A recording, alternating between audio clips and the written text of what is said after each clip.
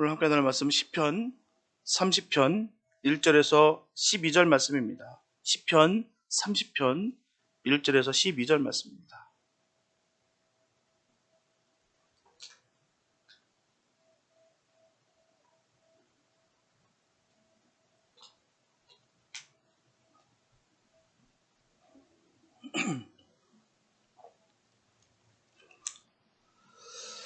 시편 30편 1절에서 12절 말씀, 주님의 귀한 말씀 봉독해 올립니다.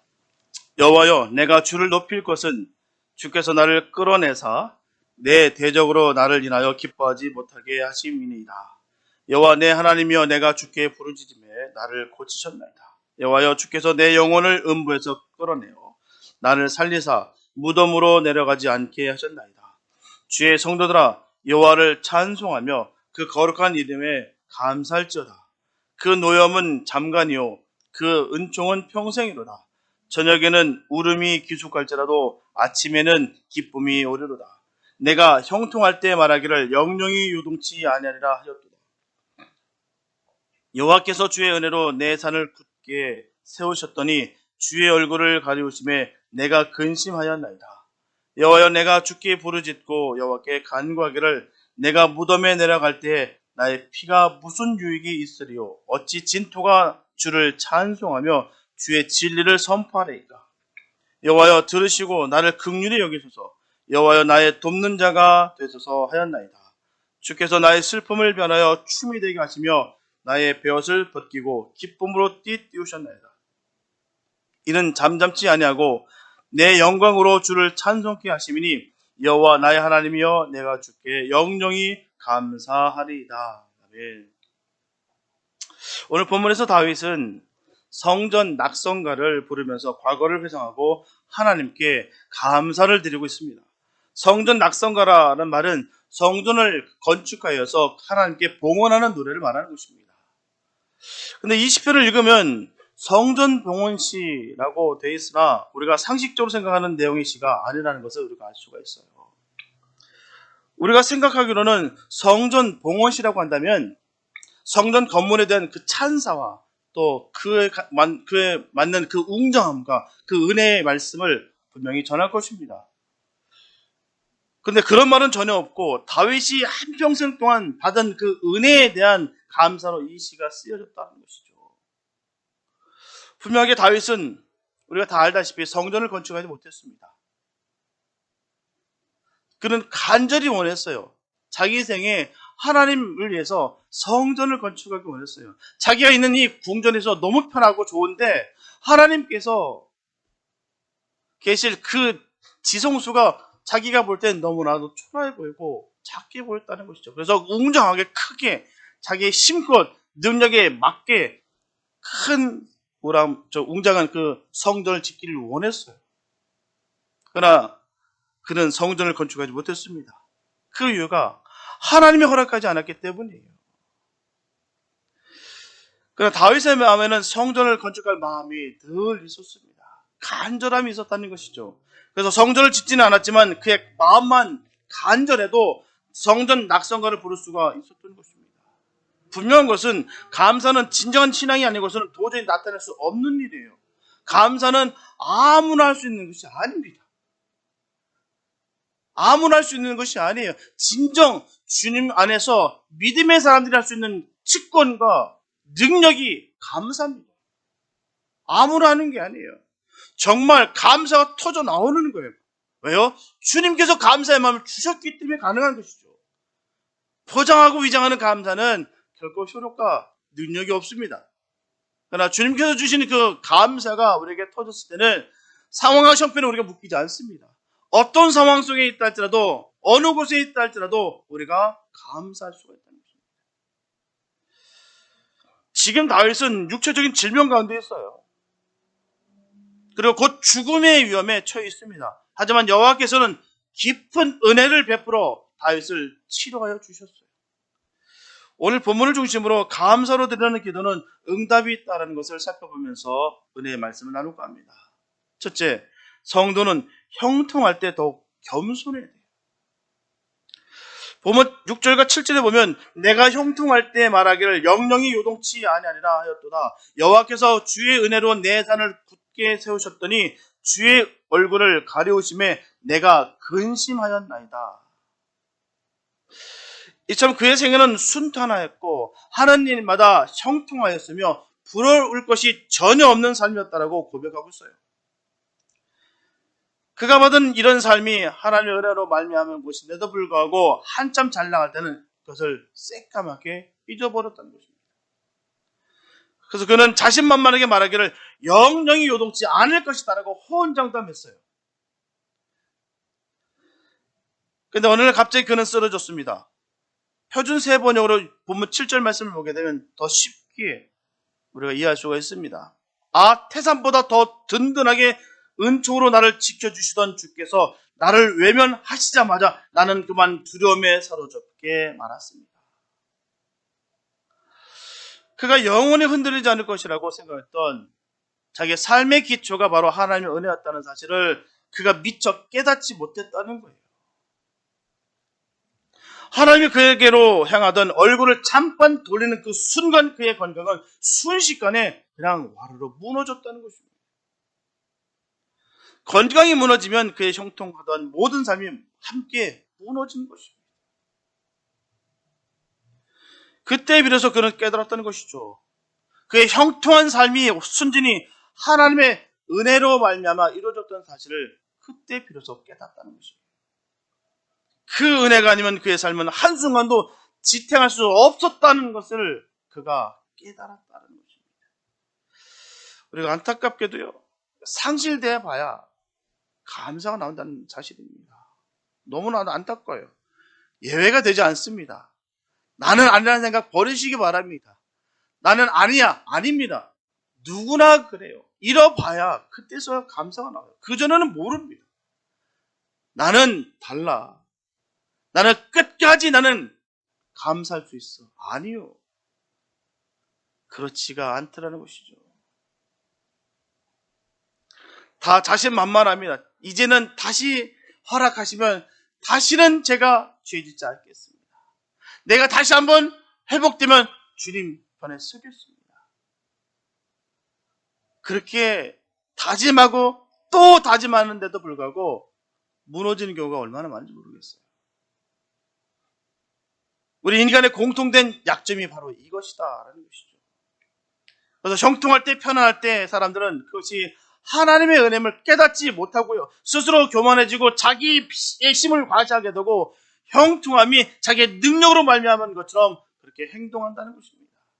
내가 노력했으니까, 내가 더 남들보다 더 월등하게 노력하고 잠 안 자고 더 애쓰고 힘써서 내가 이루었다라고 다들 착오한다는 것입니다. 분명한 사실은 성도는 덕분에 살아가는 존재예요. 하나님의 은혜 덕분에 살아가는 존재입니다. 우리 이 사실을 결코 잃어서는 안 됩니다. 그냥 내 덕에 사는 줄 알고 내 능력 덕에 사는 줄 알고 그렇게 살아갑니다. 아닙니다. 바로 하나님의 은혜 덕분에 우리가 살아가는 거예요. 이것을 망각하면 믿음의 방향을 상실하게 되는 것입니다. 절대로 내가 잘 될 때 이 사실을 잊지 말아야 됩니다. 성경에서 그런 인물을 우리가 몇 사람 뽑을 수가 있어요. 이스라엘 왕국의 첫 번째 왕으로 선택됐던 바로 사울입니다. 처음에는 그는 아주 겸손한 왕이었어요. 왕으로 선택될 때 그 왕으로서의 책임을 잘 수행했습니다. 하지만 시간이 지나면서 그는 점차 교만해졌고요, 스스로 높아졌어요. 그 후로는 하나님의 명령을 제대로 따르지 않았기 때문에 하나님께서 그를 버리셨다는 것입니다. 그가 처음부터 그런 것이 아니에요. 하나님의 능력을 의지하지 않고 자기의 힘과 자기가 가지고 있다고 생각하는 이 권력을 사용할 때 그는 곤두박질 쳤으며 떨어지기 시작했습니다. 마침내 그는 비참한 최후를 맞게 됐어요. 그러니까 처음부터 그렇게 된 것이 아닙니다. 즉각적인 순종했어요. 시키신 일을 하는 것입니다. 우리가 주신 말씀을 갖고 살아가는 거예요. 사울 같은 경우는 그렇지가 않았다는 것이죠. 자기가 판단했습니다. 자기가 그렇게 하나님을 주도적으로 이끌었다는 것이죠. 분명히 아말렉을 진멸하고 했으면 진멸해야 되는데도 불구하고 자기 뜻대로 그렇게 행했다는 사실입니다. 그의 마지막 모습이 비참함으로 변했다는 것입니다. 또한 유명한 솔로몬 왕도 마찬가지예요. 처음에는 참으로 지혜로운 왕입니다. 칭송을 받았어요. 왜요? 하나님으로부터 그 지혜를 받았기 때문입니다. 그가 1000번제를 드리고 나서 하나님으로부터 받았던 그 지혜로 말미암아 그런 지혜로운 왕이었습니다. 그러나 점차 교만에 대해서 타락하기 시작하더니 결국 그가 죽은 후에는 그의 나라가 두둥강이 났어요. 그의 교만 때문입니다. 자기 자신을 믿었기 때문이에요. 이처럼 솔로몬은 하나님 주신 뛰어난 지혜를 가졌음에도 불구하고 형통할 때 겸손하지 못하여 인간의 한계성을 그대로 드러내고 말았습니다. 이처럼 사람들은 모든 일이 잘 될 때 겸손할 수 없는 한계성을 가지고 있는 것을 우리는 알 수 있어요. 건강하고 하던 모든 일들이 잘 돼서 부러울 것이 없는 삶이 우리가 소원하는 것입니다. 하지만 그렇게 되는 순간 우리는 교만해지고 그 교만으로 말미암아 파멸에 이르게 된다는 것입니다. 잘 되는 게 나쁜 것이 아니에요. 승승장구하는 게 어리석은 것이 아닙니다. 못지않게 겸손해야 된다는 사실입니다. 이상하게 잘 되고 승승장구하며 따라붙는 것이 교만이에요.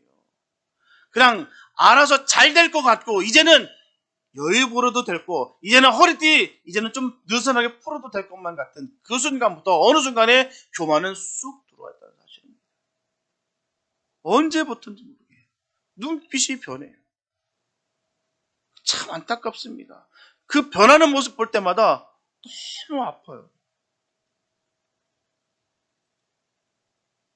예전 말씀드렸다시피 제가 예전에 한번 LA에 있을 때 있어요. 그때 처음, 지금은 뭐 스마트폰 나와서 이제 뭐 성경이라는 게 그냥 다 누구나 이제 어플 받아서 샀습니다. 그런데 처음에 그냥 PDL이라는 기계가 있었어요. 제가 처음 나올 때 그걸 샀었거든요. 왜 샀냐? 그 안에 성경책을 집어넣을 수 있어서 샀어요. 획기적이었죠. 근데 그 프로그램을 파는 사람이 그 기독교 서점에 아주 작은 책상 하나 놓고서 거기서 세일즈 하더라고요. 얼마나 정말 신실했고 얼마나 친절했는지 몰라요. 근데 이게 입소문이라고 잘 되면서 이제는 돈을 엄청나게 벌더라고요. 어떻게 보면 말씀을 팔고선 부자가 되는 거예요. 그런데 부자가 됐다고 해서 그를 비난하는 것은 아닙니다. 변화된 모습이 안타깝다는 것이죠. 고장나서 들고 갔는데 자기 전화 받는다고 저 옆에 20분을 세워놓더라고요. 그래서 제가 재촉하니 눈도 안 보라보고 툭툭툭 하고 탁 하고 가라는 거예요. 참 사람이 변질되는 게 참 삽시간이더라고요. 불과 얼마 지나지 않았는데 그렇게 변질되는 모습 보니까 얼마나 마음이 아프는지요. 다른 사업하고 다른 사회적인 일들을 경제 활동하는 가운데 그런 모습을 보면 그럴 수도 있어요.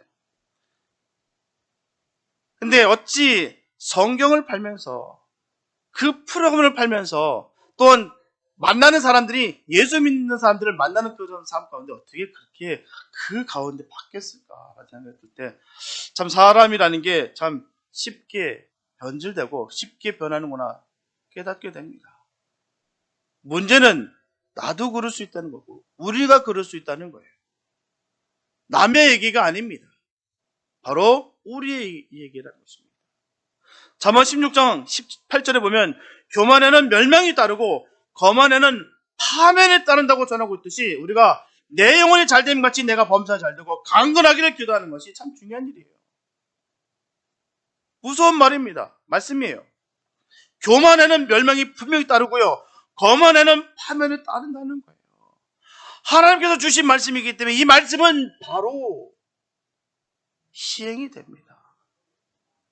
우리는 몸소리치면서 교만하지 않고 거만하지 않도록 우리는 몸부림을 쳐야 된다는 것입니다. 검사가 잘 되고 강건해지면 너무 교만해지기가 쉽다는 거예요. 그리고 그 교만은 파멸로 연결되는 통로가 되기 때문이라는 것입니다. 내가 가난할 때는 이 다음에 부자가 되어도 겸손하리라 생각하지만 막상 부자가 되면 겸손할 수 없는 한계성을 가지고 있는 것이다. 신기하고도 놀라워요. 예수님을 찾아 나온 부자 청년은 참으로 여러모로 잘 갖춘 사람입니다.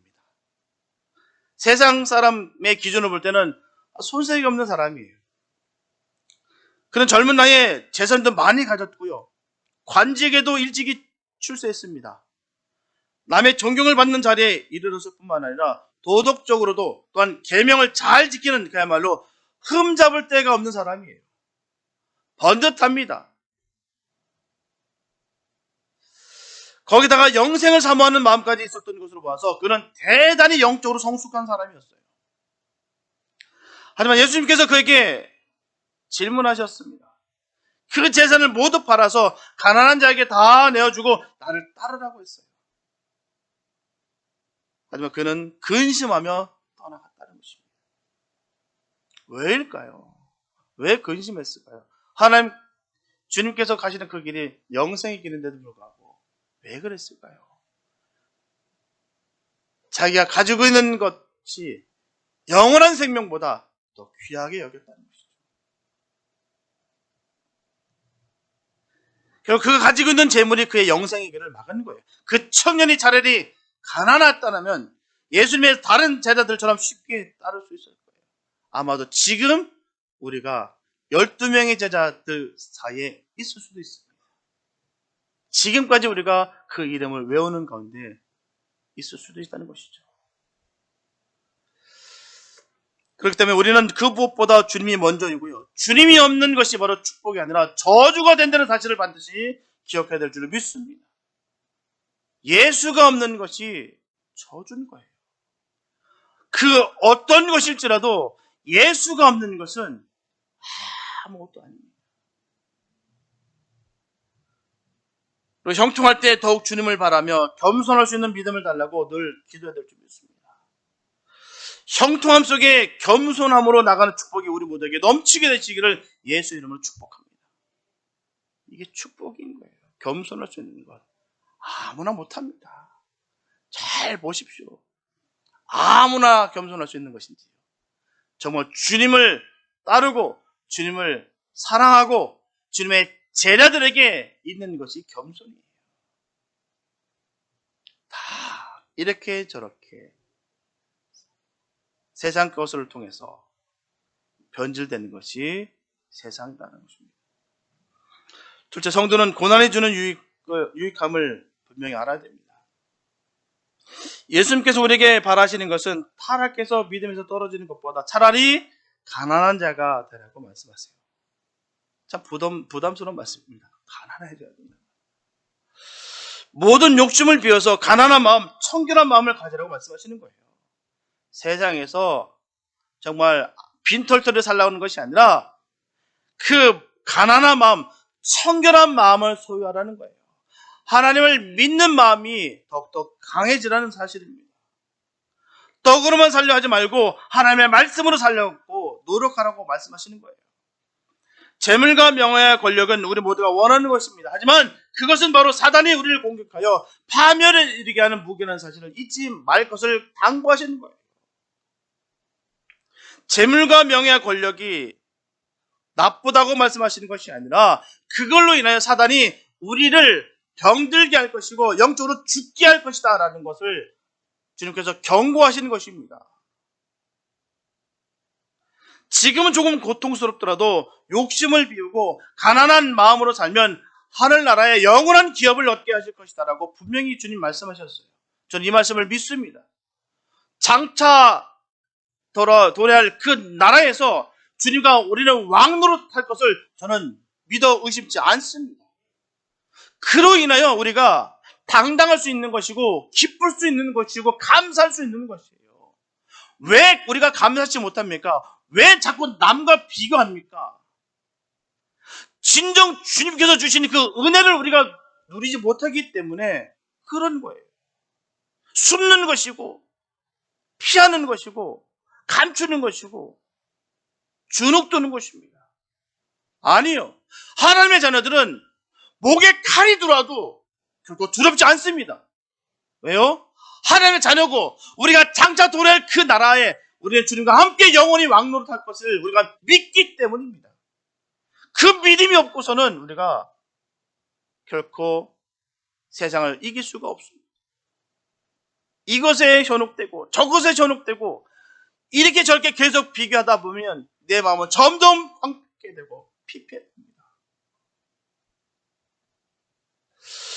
참 너무 감사해요. 주님께서 저는 이렇게 주신 것, 주의 종 된 것이 너무 감사하고요. 주의 종이 됨으로 말미암아 내 안에 욕심이 사라졌다는 것에서 얼마나 감사한지 모르겠어요. 제가 예전에 한번 신학교 다닐 때 그런 분이 있었어요. 너무너무 부자입니다. 정말 부자예요. 그 뒷뜰에 보니까 그 수족관을 정원을 이렇게 하는데 물고기가 이만한 그냥 금붕어예요. 별거 아닌 것 같은데 그게 한 마리에 몇천 불이래요. 근데 그게 정말 제가 봤을 때 수백 마리 있는 것 같아요. 바글바글한 게 막 수염치고 돌아다닙니다. 그 안에는 카우치만 해도 하나가 2, 3만 불이래요. 그 의자 하나가. 그런데 이상하게도요. 저는 그게 하나도 부럽지가 않더라고요. 그분이 저한테 물어보더라고요. 왜? 함께 동행한 사람들은 막 돌아다니면서 막 자랑, 막 거기에 대해서 막 칭찬하고 부러워하고 막 그러는 거예요. 근데 저는 그 연기를 할 수가 없겠더라고요. 안 나오는데요, 뭐. 부럽지가 않은데요. 구경해봤자 저한테 아무런 감이 안 느껴지던데요. 그 사람이 물어보더라고요. 이게 신비롭지 않네요. 별로라고. 제가 교만해서가 아닙니다. 한 개도 부럽지가 않아요. 정말 부럽지가 않아요. 왜요? 하나님 나라에 주님과 함께 생각하면 이런 것들이 한 개도 부럽지가 않습니다. 그런 은혜가 우리에게도 있게 되시길 축복합니다. 하나님 나라를 생각하시면서 지금에 있는 것에 마음을 뺏기지 마시고 하나님 나라에서 우리가 누릴 것을 생각하시고 거기에서 우리 거할 것을 생각하시면서 지금에 있는 모든 형편과 상황 속에서 기쁨을 회복되는 역사가 있게 되실 축복합니다. 주님께서 주시는 그 은혜가 아니면 안 돼요. 이게 안 되니까 매일 싸우고 매일 분쟁하고 서로로 으르렁거리고 힘이 다툰다는 것입니다. 감정 소모가 있고 왜일까요? 여기에 소망을 두기 때문이에요. 세상에 감정을 두고 있기 때문에 자꾸 우리가 휩쓸리는 거예요. 주님의 나라를 바라보시기 바랍니다. 주님께서 주시는 그 은혜가 이루어지시기 축복합니다. 성도로서의 자부심이 거기 있는 거예요. 주눅 들지 않는 것, 허리 빳빳하게 필 수 있는 것, 내 주머니에 1불 하나 없다 할지라도 내가 조금도 주눅 들지 않는 것이 바로 하나님의 자녀된 권세예요. 내 마음에 의지할 것이 주님밖에 없음이 가장 복되다는 것입니다.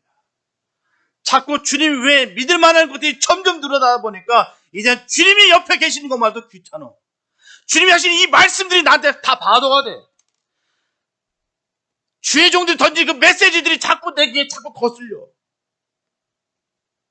왜일까요?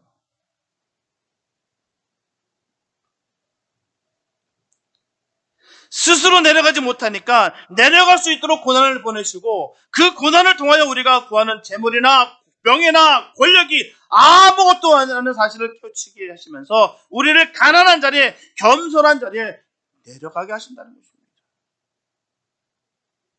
거기서 비로소 자신의 약함을 알고 하나님의 놀라운 은혜와 사랑을 바라보게 되면서 주님을 찬양하고 주님에게 감사하며 그를 경배함이 우리의 기쁨이 되게 하시는 것입니다. 이게 떨어지면 가장 불쌍한 거예요. 성도로서 이게 떨어진 만큼 불쌍한 것도 없습니다. 그러다 보니까 이렇게 저렇게 계속 전전긍긍하는 거예요. 사막 한복판에 떨어져도 주님 바라보면서 기뻐할 수 있는 것이 성도의 자부심입니다. 왜요? 온 천하 만물이 다 주님 것이기 때문에. 그 주님이 나의 아버지가 되기 때문에 이 모든 것이 다 우리의 것이다. 그러니 두려울 것이 없고 부러울 것도 없고 실망할 것도 없고 좌절할 필요도 없고 낙심할 필요도 없다는 것입니다. 이런 의미에서 고난은 복이 되는 거예요. 죽을 환자를 수술하여 살리듯이 하나님은 고난이라는 칼을 통해서 우리의 교만을 수술하십니다. 그리고 우리를 겸손하게 만들어 구원하시는 거예요. 시편 119편 67절에 보면 고난 당하기 전에는 내가 그릇 행하였다라고 말씀하고 있어요.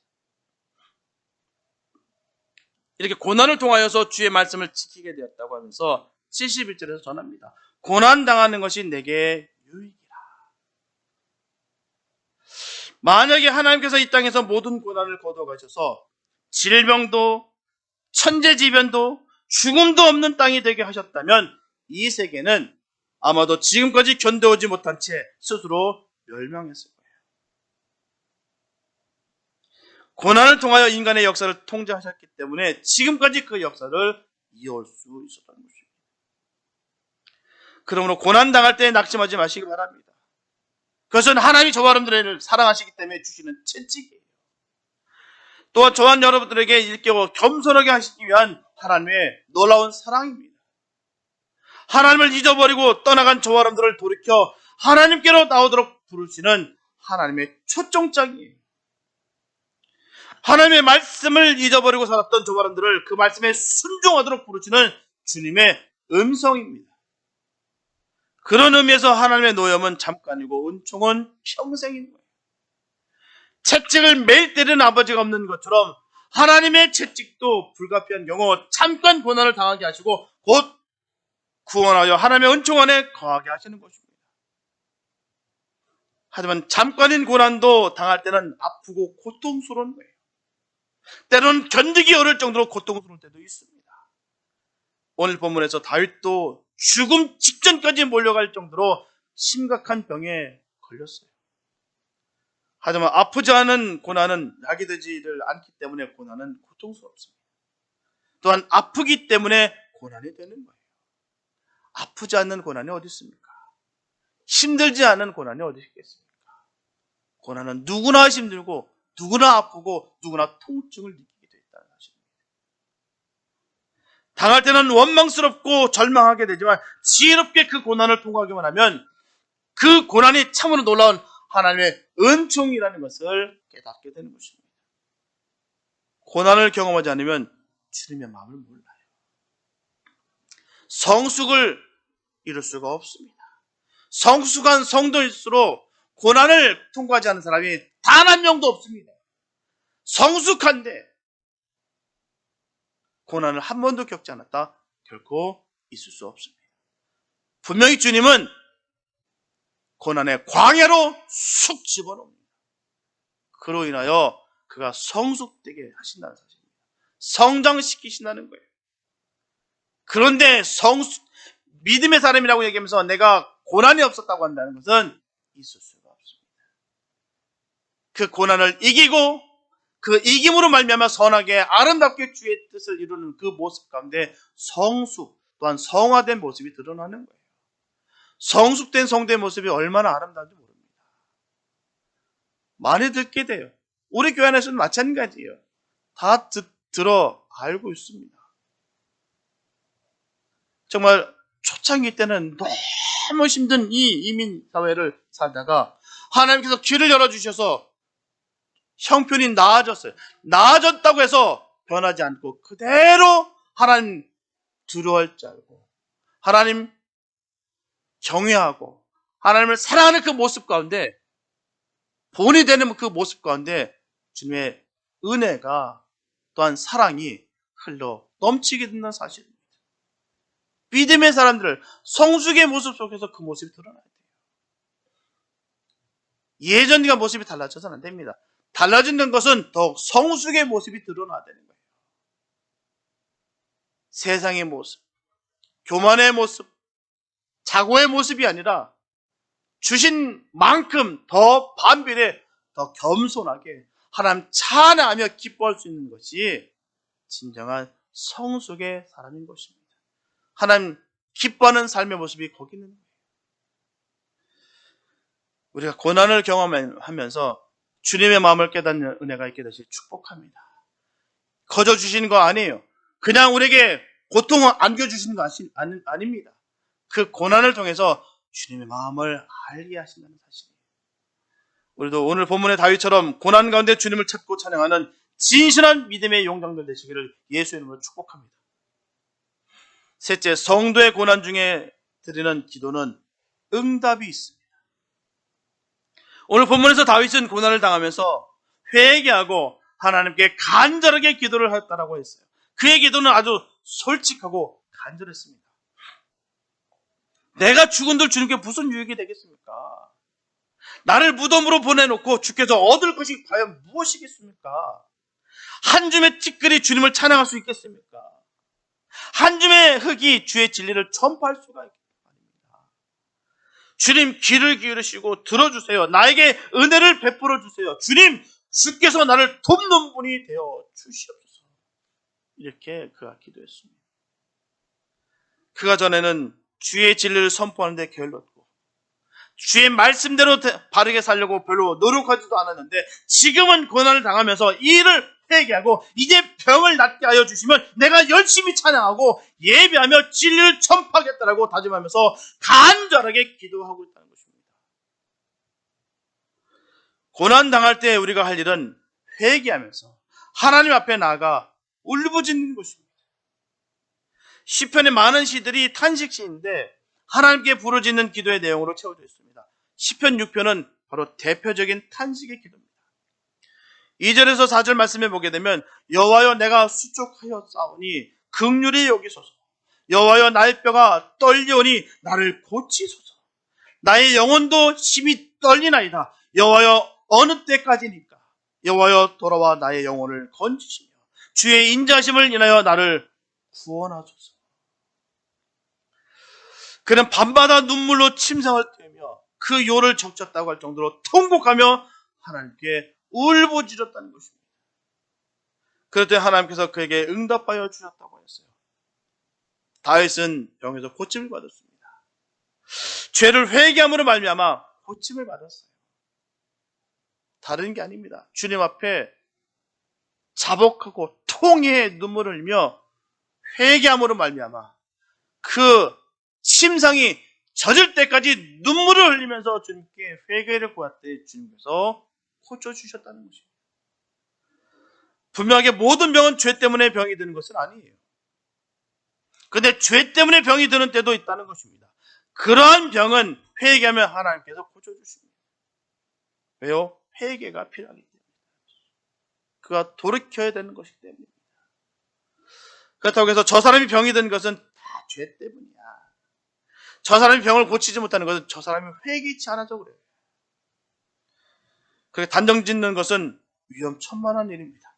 그래서 하나님이 하시는 일을 판단하는 거예요. 그래서 다른 사람의 신앙을 비판하는 것이 되는 것입니다. 정죄하는 거예요. 우리는 정죄할 능력 없어요. 주님께서 하시는 것입니다. 우리는 감사만 하는 거예요. 은혜만 누리는 것입니다. 주님 앞에서 기뻐하는 것이지 판단하고 정죄하는 것은 우리의 몫이 아니에요. 하나님의 영역입니다. 우리가 완벽할 수 없음을 우리가 깨닫는 우리가 되기 원합니다. 완벽하지 않은데도 불구하고 우리를 사랑하시는 그 주님의 사랑을 깨닫는 우리가 되기를 원합니다. 혹 형제의 병든 것을 안타까운 마음으로 그런 진작이 가면 말없이 기도할 것이지요. 본인에게 회개하지 않아 병이 낫지 않는다라고 이 사람 저 사람에게 강구하는 것은 자기를 의롭다라고 다른 사람들을 정죄하는 것입니다. 자기 자신을 드러내는 거예요. 난 너와 다르고 나는 영적으로 계급이 너와 다르다. 영적 교만의 모습이 드러나는 것입니다. 분명히 하나님은 우리의 울부짖는 기도에 오래 기다리지 않고 응답하세요. 이사야서 38장 14절에 보면 히스기야 왕이 병들어 죽게 되었을 때 심히 통곡하며 하나님께 부르짖어 기도했어요. 그는 제비처럼 학처럼 애타게 소리 지르고 비둘기처럼 구슬피 울었습니다. 그는 심히 눈이 멀도록 하늘을 우러러보면서 주님을 섬기고 살겠습니다. 주님만 섬기겠습니다. 저를 낫게 해주세요. 다시 일어나게 서게 해주시옵소서. 이 아픔이 평안으로 바뀌게 하여 주시옵소서. 라고 간절히 그가 기도했습니다. 그래서 하나님께서 이사야 선지자를 그에게 보내셔서 그의 수명을 15년 더 연장해 주실 뿐만 아니라 위기에 빠진 그 예루살렘 성을 그 아수르 왕의 손에서 건져내어 보호하시겠다라고 약속까지 받았던 것입니다. 고난 중에 드리는 기도는 우리의 심령을 비워 맑게 하여서 하나님 앞에 겸손하게 자신을 드러내게 만드는 것입니다. 고난 중의 기도는 욕망을 따라 어리석게 뛰어다니던 삶에 대한 통의 기도예요. 하나님을 외면하며 살았던 불신앙에서 돌이켜서 하나님께 대한 신앙을 회복하는 기도입니다.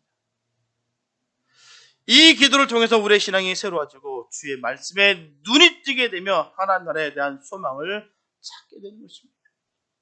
그래서 고난을 제대로 통과한 사람은 신앙으로 새롭게 무장한 변화된 그리스도로 태어나는 것입니다. 우리는 새롭게 태어나는 것입니다. 인간 개조가 아니에요. 정신무장이 아닙니다. 새롭게 태어나는 거예요. 거듭남은 새롭게 태어나는 것입니다. 보면 11절과 12절에 보면 주께서 나의 슬픔을 변하여 춤이 되게 하시며 나의 베옷을 벗기고 기쁨으로 띠띠우셨나이다. 이는 잠잠치 아니하고 내 영광으로 주를 찬송케 하심이니 여호와 나의 하나님이여 내가 주께 영영이 감사하리이다. 이처럼 다윗은 결국 이런 눈물의 기도를 통해서 하나님의 응답을 받았어요. 다윗은 하나님의 은총에 감사하면서 찬양을 드렸습니다. 그리고 서약하기를 영원토록 주께 감사를 드리겠다라고 하였어요. 이런 다윗의 감사는 물론 죽을 병에서 건전받았기 때문이기도 하지만 한 걸음 더 나아가서 전에는 잘 몰랐던 하나님의 은총을 만난 것이 그 무엇보다도 기쁜 일이었다는 것을 전하는 것입니다. 육체적 고통에서 구원받는 것도 참 기쁜 일이에요. 더할 로 없이 참으로 기쁜 일입니다. 하지만 그것에만 감사를 드리는 사람은 그 감사가 오래가지를 못합니다. 왜요? 우리의 육체는 어차피 늙고 약해집니다. 병들게 되어 있고요. 죽게 되어 있기 때문입니다.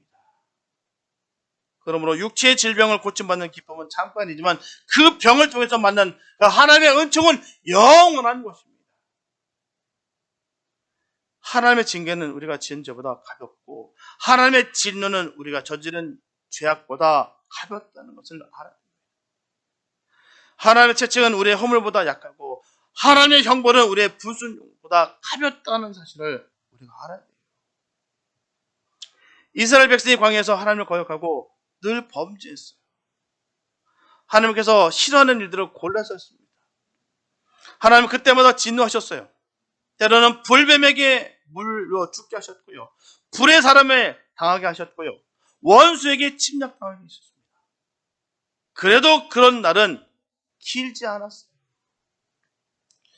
그런 반면에 불기둥과 구름기둥은 40년 동안 인도하셨습니다. 그리고 만나 생수는 가나안 땅에 들어가는 날까지 계속해서 내려주셨어요. 아멜렉을 물리쳐 주셨고 헤스본 왕과 바산 왕을 물리치셨습니다. 노여움은 잠깐이요 은총은 영원이다.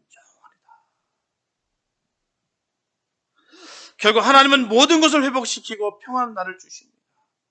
만약 진퇴양난, 극한 비극, 평생이 병으로 고생하고 한 번도 성공하지 못하고 실패만 거듭한 사람이 있으면 믿음만 바로 지켜질 줄 믿습니다.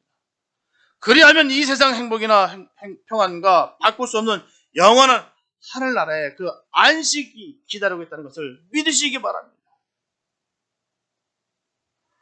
그래서 다윗은 자기만 기뻐하고 감사하는데 머물지 아니하고 주의 백성들을 향해서 함께 주님을 찬송하고 그의 거룩함을 기억하고 감사하자고 외치고 있다는 것입니다. 큰 고난을 통해 기쁜 신앙의 각성을 얻은 시인의 놀라운 신앙 고백이에요. 내가 지금까지 겪었던 것이 심히 고통스러운 줄 알았는데 하나님께서 나에게 베푸신 은혜에 비하니 이건 아무것도 아니구나. 정말 잠깐 있다 사라질 안개 같은 우리의 인생이 주님의 영원한 나라에 비하면 이 모든 것은 아무것도 아니구나. 깨닫게 됐다는 사실입니다. 고난당할 때는 아프고 견디기 어렵지만 신앙으로 잘 넘어서면 그것은 잠깐이고 그 고난조차도 하나님의 은총이었음을 발견하게 되는 것이에요.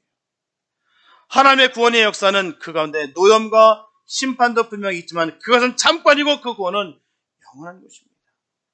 출애굽기 20장 5절과 6절 말씀 보면 나를 미워하는 자의 죄를 갚되 아비로부터 아들에게로 3세대까지 이르게 하거니와 나를 사랑하고 내 계명을 지키는 자에게는 1000대까지 은혜를 베푸느니라. 이렇게 벌은 3, 4대에 그치지만 사랑은 수천 대 이르기까지 이른다는 거예요. 사도 바울도 고린도후서에서 말합니다. 우리가 지금 겪는 일시적인 가벼운 고난은 비교할 수 없을 정도로 영원하고 크나큰 영광을 우리에게 이루게 해주신다. 고난은 일시적인 것이요 가벼운 것입니다. 하지만 영광은 크나큰 것이며 영원한 것이다 라고 전하고 있어요. 참 좋으신 하나님이 아닐 수가 없습니다. 어찌 우리 주님을 사랑하지 않을 수가 있겠습니까? 우리에게 주신 그 은총이 너무나도 귀하고 큰데도 불구하고 우리가 어찌 주님을 사랑할 수가 없겠습니까? 사랑하는 여러분, 예기치 않은 고난이 우리 앞에 다가올 때 우리는 갑자기 덮쳐오는 큰 파도와 같아서 미처 피할 수 없는 사이에 그냥 휩쓸리게 됩니다. 하지만 정신을 차리고 그 고난의 파도를 헤치면 거기에 우리가 알지 못하는 기쁜 하나님의 뜻이 있음을 우리가 발견할 수 있다는 것이죠. 그리고 그 뜻을 붙잡을 때 우리는 그 고난에서 벗어날 수가 있게 되는 것입니다. 저와 여러분들에게 예기치 않은 고난이 다가올 때 온전히 하나님만 바라보시기 바랍니다. 그리고 무조건 그 앞에 나아가 엎드려 통에 자복하면서 주님께 기도하시기 바랍니다. 야복 강가에서 야곱이 하나님과 씨름했던 것처럼 결사적으로 주님과 매어 달리기 바랍니다. 그러면 하나님께서 그 기도를 들으시고 저분들에게 그 고난에서 후원하실 것입니다. 우리 살아 역사하시는 그 주님을 믿는 거예요. 결코 속지 마시기 바랍니다. 주님은 힘이 없으셔서 우리에게 고난을 베푸시고 힘이 없으셔서 그것을 막아주시지 않는 것이 아니라 우리에게 허락하시는 것을 그 허락하신 가운데 우리가 변화되어 더욱 성장하고 성숙하기 위해서 우리에게 허락하신 것을 믿으시기 바랍니다. 끝까지 믿음을 잘 지켜서 하나님 영광 돌리는 복된 삶 되시기 바랍니다. 고난은 잠깐이에요. 은총은 영원합니다. 이 사실을 늘 깨달으시고 온전히 주님께로 돌이켜 우리 주님께 나아가 겸손히 무릎 꿇고 주님께 기도하게 되시길 축복합니다. 헛된 욕망을 따라 가벼운 신앙의 삶을 살던 때에서 돌이켜서 이제는 진작에 하나님의 뜻을 구하며 하나님 뜻에 맞게 또 하나님 기쁨이 되는 삶을 말미암아 우리의 겸손한 삶, 성결한 삶, 섬기는 삶을 온전히 이루어가게 되시길 축복합니다. 그래서 이제 영원하신 하나님의 은총을 날마다 감사하시면서 주님에게 찬양과 영광만을 돌리는 저와 여러분 다 될 수 있게 되시기를 예수님의 이름으로 축원합니다. 기도합니다. 사랑해 주님 감사합니다. 아버지, 고난의 무게는 너무나도 무겁습니다. 그러나 하나님께서 주시는 그 은총이 너무나 귀하기 때문에 우리가 이 고난 정도는 이길 수 있습니다.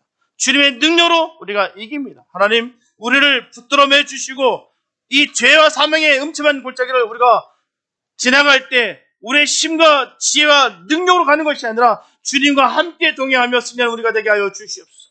결코 좌절하고 실망에 빠지지 않게 도와주시고 영의 눈이 활짝 열려서 하나님 나라를 바라보면서 주님의 그 의의 길을 걷는 우리가 되게 하여 주시옵소서. 주님, 우리에게 생명 주신 것에 늘 감사하며 어느 순간 한순간 지나도 우리가 주눅들지 아니하고 겸손하게 또한 담대하게 또한 당당하게 주의 전해된 능력을 전하는 역사가 있게 하여 주시옵소서. 주의 크신 은혜가 임할 줄로 믿습니다. 주님, 은혜와 평강이 임하게 도와주시옵시고 주의 크신 은혜가 넘치게 하여 주시옵소서. 주께서 이끄실 줄 믿사며 우리 권하신 예수님의 이렇게 됐습니다.